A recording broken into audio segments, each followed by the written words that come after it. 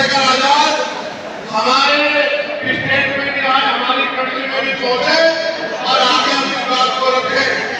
मैंने उनको कहा कि मैं आपके बीच भविष्य में आऊंगा, लेकिन अभी 11 तारीख को हमारी रैली है, लाखों लाखों की संख्या में हमारे लोग वहां पहुंचेंगे, तो मुझे पहले उनके बीच पहुंचना है, उसके बाद में समय निकाल के आऊंगा।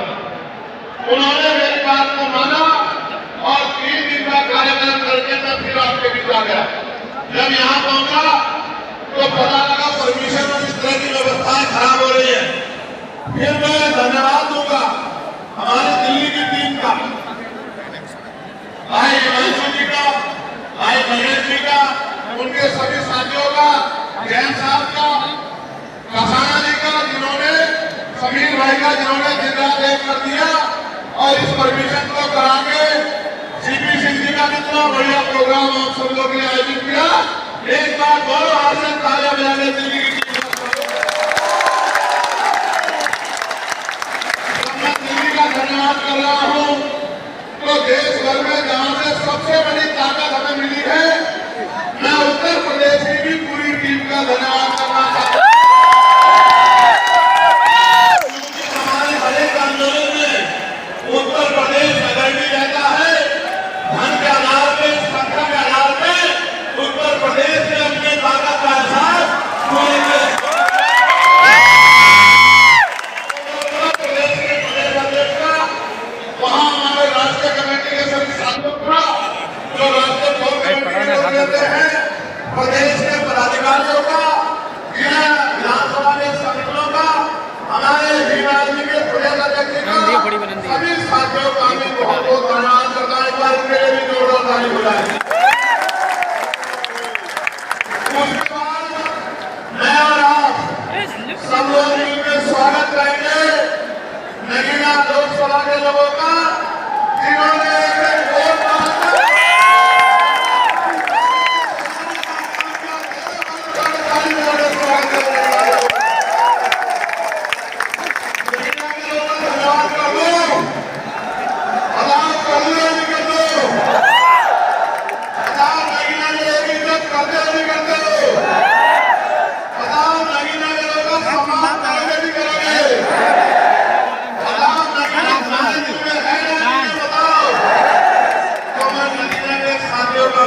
वोट धन्यवाद करता हूं। अब आज के जो हाईवे कमेटी है,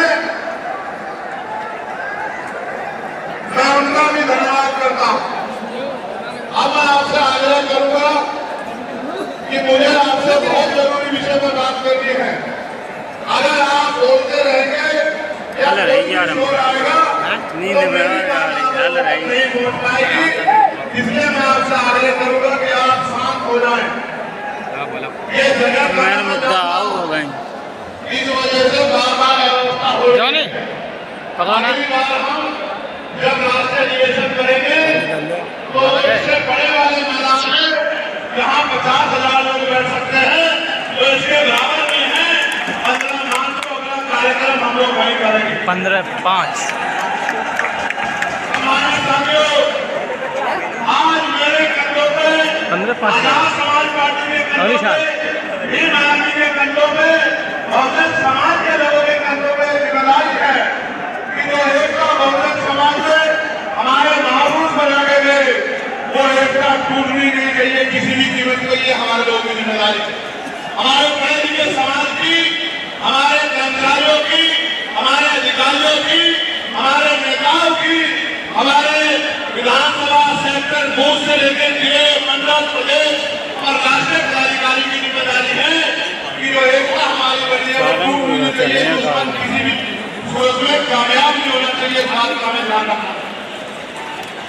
अभी ये रैली करने की जरूरत क्यों पड़ी, ये आवाज उठाने की जरूरत क्यों पड़ी, इसके पीछे भी कई कारण है। और मैं अपने नेताओं से आग्रह करूंगा कि वो आज के बाद कमर कसते और गांठ मारते कि जो प्रयास भाजपा आरएसएस के लोगों ने किया है हमारी एकता को कमजोर करने का, किसी भी कीमत पे वो एकता कमजोर नहीं होनी चाहिए। इस बारे में आप लोगों को ध्यान रखना।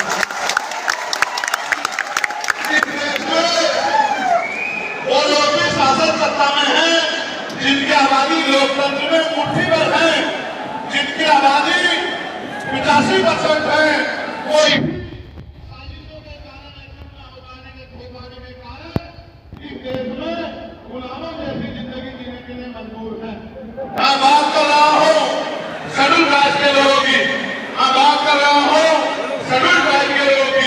मैं बात कर रहा हूँ अन्य पिछड़े वर्ग के लोगों की, मैं बात कर रहा हूँ मुस्लिम की, जैन की, सिख की, ईसाई की, बौद्ध की, तमाम लोगों की जिनको आज भारत में सम्मान की जिंदगी नहीं मिल पाई। मैं बात कर रहा हूँ महिलाओं की, मैं बात कर रहा हूँ किसानों की, मैं बात कर रहा हूँ मजदूरों की, मैं बात कर रहा हूँ नौजवानों की। मैं पहले जो विषय है उसमें अपनी बात रखूंगा, फिर मुझे अपने दिल की बात आपको कहनी है। पहला जो विषय हमारा है, जिसमें हम लोग यहाँ इकट्ठा हुए हैं, उसमें हम लोग क्या करने वाले हैं, सरकार से हमारी क्या मांग है, सबसे पहले उसमें मैं अपनी बात रखूंगा। हमारी पहली मांग ये है कि 1931 के बाद इस देश में सभी जाति धर्मों के लोगों की जनगणना नहीं हुई है। जब तक जनगणना नहीं होगी तो ये नहीं पता लगेगा कि schedule caste, schedule tribe, backward के लोगों को कितनी उनकी आबादी और कितना सम्मान उनको मिल रहा है, कितनी हिस्सेदारी उनको मिल रही है। तो केंद्र सरकार जल्द से जल्द जातिगत जनगणना कराए। जब तक जातिगत जनगणना नहीं होगी तब तक सबसे पहले स्पष्ट ही नहीं होगा तो षड्यंत्र किया गया है और कुछ लोगों को जानबूझ के उनके मुंह से कहलवाया जा रहा है कि इस जाति का हिस्सा ये लोग खा रहे हैं, इस जाति का हिस्सा ये लोग खा रहे हैं, इस जाति का हिस्सा ये लोग खा रहे हैं।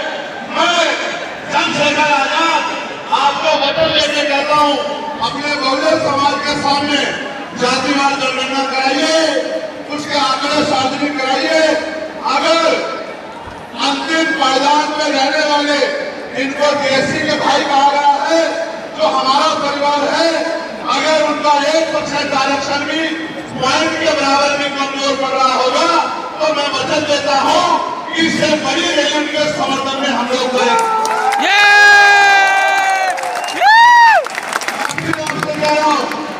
आप याद करो, जब से देश में आरक्षण व्यवस्था लागू हुई है, इस आरक्षण को खत्म करने के लिए चाहे वो कांग्रेस पार्टी रही हो या भारतीय जनता पार्टी रही हो या और कोई मनवादी दल रहा हो, इन्होंने एक ही चोटी के जोर लगाए और आज जिन जातियों को गाली दी जा रही है, ये वही जातियां हैं जिन्होंने अपने बच्चे कुर्बान कर दिए लेकिन अपने अधिकारों की रक्षा की और आज भी देश में आरक्षण बचा हुआ है, नौकरियां बची हुई है, हिस्सेदारी बची हुई है, राजनीतिक व्यवस्था कायम है, लोकतांत्रिक व्यवस्था है। तो धन्यवाद करना चाहिए उन जातियों का जिन्होंने अपने प्राणों का बलिदान दे दिया, लाठी डंडे खाए, गोलियां खाई, लेकिन अपने अधिकारों को छीनने नहीं दिया। सब लोगों का धन्यवाद करना चाहिए। लेकिन दुश्मन का ये षड्यंत्र है और दुश्मन बड़ा समझदार है। दुश्मन जानता है कि 2 अप्रैल 2018 के बाद में ये दलित समाज एकजुट हो गया था। जब दलित समाज एकजुट हुआ तो वो ये सोचने लगे कि इनकी एकता को कैसे तोड़ा जाए। आप और मैं जानते हैं, जब हम मुट्ठी बनकर रहेंगे तो कोई हमारे अधिकारों को नहीं छीन सकता, लेकिन जब हम बच जाएंगे, एक उदाहरण के तौर पे बताता हूं, अगर आप झाड़ू की सिक्कों को इकट्ठा कर दोगे, वो सिक्के जो हैं एकजुट हो जाएंगे, उनको बांध दिया जाएगा तो वो सारा कचरा साफ कर देंगे। लेकिन अगर वो जो सिक्के होते हैं, अगर आपने उनको अलग अलग कर दिया तो वो कचरा साफ नहीं कर पाएंगे, वो खुद कचरा बन जाएंगे, उनकी कोई हैसियत नहीं बनेगी। इसलिए हमारे महापुरुषों ने बहुजन समाज में भाईचारे की बात की। और आप महसूस करो, बाबा साहब अम्बेडकर ने क्या नारा दिया, शिक्षित बनो, संगठित रहो और संघर्ष करो। हमें शिक्षित भी बनना है, संगठित भी होना है और अपने विरोधियों बैरियों के खिलाफ संघर्ष भी करना है, अपने अधिकारों के लिए संघर्ष भी करना है।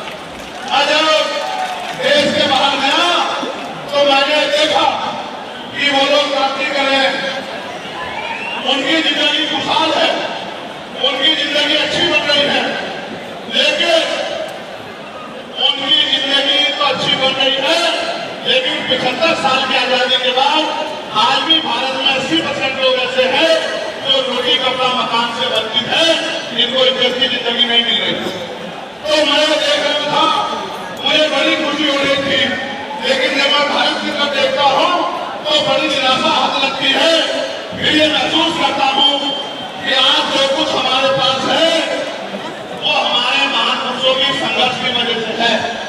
अगर हमारे महापुरुष संघर्ष नहीं करते तो जो आज हमें मिला है ये भी हमें किसी कीमत पे नहीं मिलता। आप जानते हैं, हमेशा आरक्षण के खिलाफ चाहे सुप्रीम कोर्ट हो या मनुवादी दल हो, सब लोगों ने आरक्षण को समाप्त करवाने के लिए एडी चोटी के जोर लगा दिए। और इसका सबसे बड़ा हमला इसमें कब हुआ, जब 10% EWS लागू हुआ। मुझे माफी करने में कहना है कि हमारे दलों ने की बात माने, जो हमारे पूर्व के दल का समर्थन किया, जबकि वो आरक्षण में सबसे बड़ा हमला था। अगर उसी दिन हम लोगों ने सड़कों पर निकल के अपनी आवाज को उठाया होता तो किसी की मां में दूध नहीं पिलाया होता कि वो दोबारा आरक्षण में हमला करने के बारे में सोच लेगा। जो सत्ता में बैठे हैं, इन्होंने वोट को आपसे हमसे ली, धर्म के नाम पे, भाईचारे के नाम पे, लेकिन सत्ता में आगे लोग अपने लोगों का काम करने लगे, अपने महापुरुषों की विचारधारा को आगे बढ़ाने लगे और हम लोग रोटी रोटी के लिए मोहताज हो, परेशानी की जिंदगी जीने लगे। चाहता हूँ कि जो जिंदगी हमारे लोग ऑस्ट्रेलिया में जी रहे हैं, ऑस्ट्रिया में जी रहे हैं, इटली में जी रहे हैं, यूरोप में जी रहे हैं, पूरे अमेरिका में जी रहे हैं, कनाडा में जी रहे हैं, हॉलैंड में जी रहे हैं, न्यूजीलैंड में जी रहे हैं, ऐसी जिंदगी की व्यवस्था भारत में नहीं हो। लेकिन ये तभी संभव है जब राजनीतिक शक्ति हमारे पास हो। अगर राजनीतिक शक्ति भाजपा कांग्रेस के पास रहेगी तो हम लोग अच्छी जिंदगी देश में नहीं जी सकते। आप लोग ये मैं नहीं कर रहा हूँ, ये बाबा साहब अम्बेडकर ने कहा पोलिटिकल पावर मास्टर की राजनीतिक सत्ता वो चाबी है जो आपकी सारी परेशानियों का हल कर देगी।